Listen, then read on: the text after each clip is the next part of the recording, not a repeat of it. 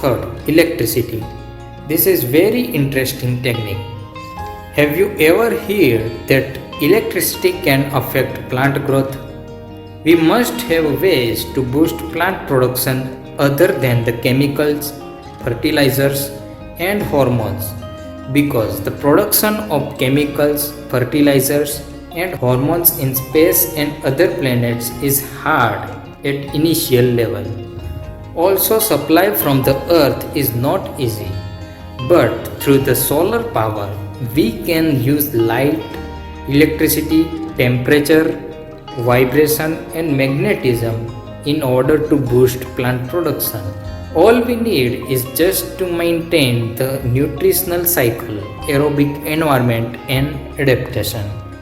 With this vision, I have performed several experiments at home, and one of them we published officially, which was performed in college. In that research, we found that plants treated with 3rd volt and 4th volt shown the best result. So, the point is when we treat with the right intensity of electricity, it enables and boosts the system in the plant. It boosts the water absorption rate in the germination stage. It also charges soil and nutritional water where plants are growing. This treatment can be given throughout the plant life cycle. I think there is no need to give an example of how electricity affects the plant growth because everyone experienced or seen somewhere that how electricity is part of every living creature. The high amount of electricity can kill important organisms in soil. Therefore, it should be in balance. Fourth, vibration. The universe is vibrational, is science's most greatest discovery.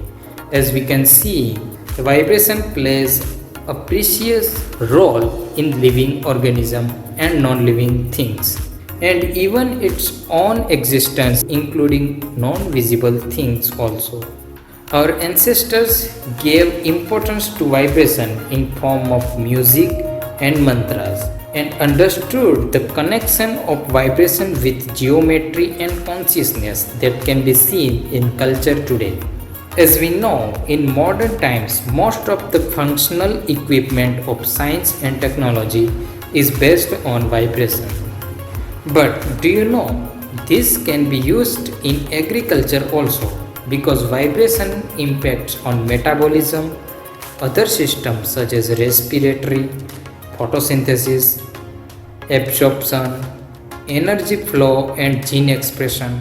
And it also affects the soil and water, which later leaves an impact on plant growth indirectly.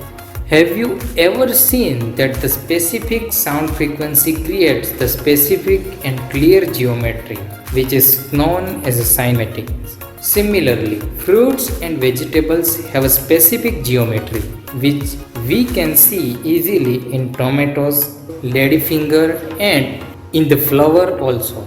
This thing is found in every plant. It expresses itself at a certain time to grow different parts of plants at different stage of life cycle.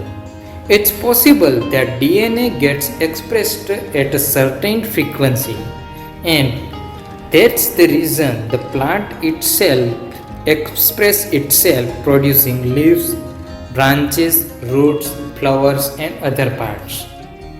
If we find a way to find all the specific frequencies of this way of expression, then maybe the certain way at specific stage of life we can direct the plant growth by vibration.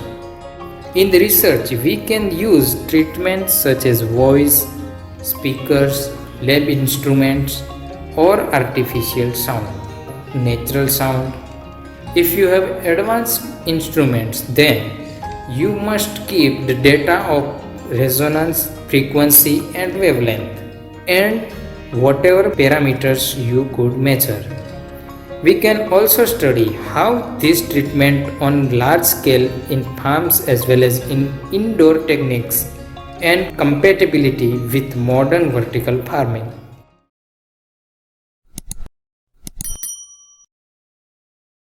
5. Sacred waves. There is kind of energy present in the whole universe which is beyond time, which has been given evidence of its presence in the different forms. Science has evidence of its existence, but no instruments to measure it. Every living organism transmitting energy with the speed of light. Scientifically, it is observed that plants treated with positive intention and emotions were grown great. There is no specific tool to measure this energy, but its presence is noticed all over the world by different research methods. It doesn't matter whether we see it as a technique or not, but what really matters is its impact on plant growth is noticed. According to my study, the basic component of our makeup are reason behind this phenomena because in one way or other way we are constantly interacting with nature. Therefore, as a researcher, whenever we practice treatments on plants, we should engage with the entire system as it's part of our own. 6. Fertilizer. Fertilizer is most used and simple treatment. All molecules of fertilizer have specific potential according to particular elements present and their bond. The fertilizer fulfills the lack of nutrition in particular soil or field, so plants grow easily. There are lots of fertilizers. Use in limit is always beneficial, but excess use is harmful for plants, humans, land animals, birds, and sea animals. 7. Light. Light is very essential for all life. 99.99% of plants on earth need light to survive, as they are depend on photosynthesis for the chemical energy product glucose. Normally plants use visible light to perform photosynthesis.